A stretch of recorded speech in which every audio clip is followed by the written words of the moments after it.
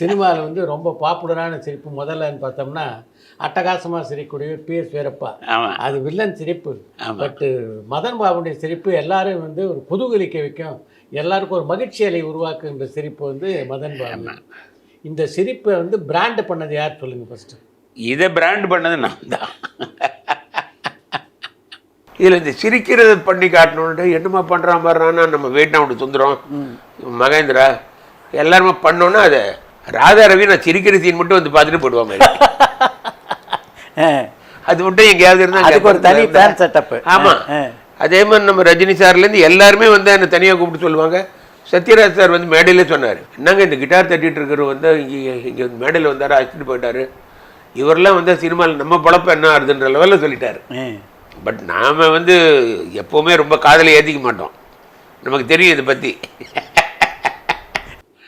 But அந்த பிராண்டை elevate பண்ணது கே பாலச்சந்தர். சூப்பர்.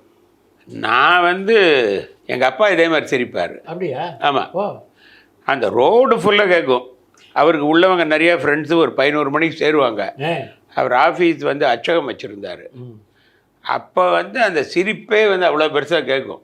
ஸோ அப்போ வந்து சரி யாரோ ஃப்ரெண்ட்ஸ் வந்திருக்காங்கன்னு அந்த தெரு ஃபுல்லாக தெரியும். அப்புறம் நான் சிரிப்பேன்.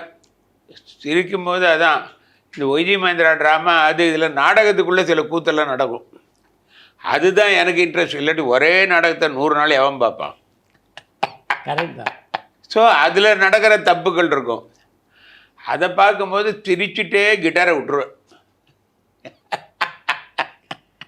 திடீர்னு டாய் அப்படின்னு பெரிய சத்தம் கேட்கும் எலக்ட்ரிக் கிட்டாரில். அப்போ தான் சரின்னு சுதாரிச்சுட்டு அப்புறம் எடுத்து வச்சுப்பேன். அப்படி சில சமயம் ஒரு மாதிரி டிரான்ஸ் லெவலுக்கெல்லாம் போயிடுவேன். அப்படிலாம் மயக்கம் வரும். இது இப்படி நான் மாட்டுக்கு இருந்தேன். எனக்கு இது ஒரு பெரிய பிரச்சனையாக இருந்தது. ஏன்னா எங்கே இருந்தாலும் ஆடிட்டோரியத்துக்கு தெரிஞ்சிடணும் நான் தப்பு பண்ணுது. அதனால் இவன் சேகரோ கிரேசியோ இவன் வந்து ஒய்ஜி மதரோடைய என்னடா இப்படி சிரித்தா நாங்கள் என்னடா பண்ணோம். VS ராவ் அண்ணா நீங்கள் சிரிக்கிறத பற்றி நான் தப்பு சொல்ல அப்படின்னு அவர் வர ஒரு பக்கம். எல்லா நாடகத்துக்கும் நான் தான் மியூசிக்கு. இதுக்கு ஒரு அங்கீகாரம் கொடுத்து சிரிக்கிறதுன்னு பண்ணது கே பாலச்சந்தர். சூப்பர்.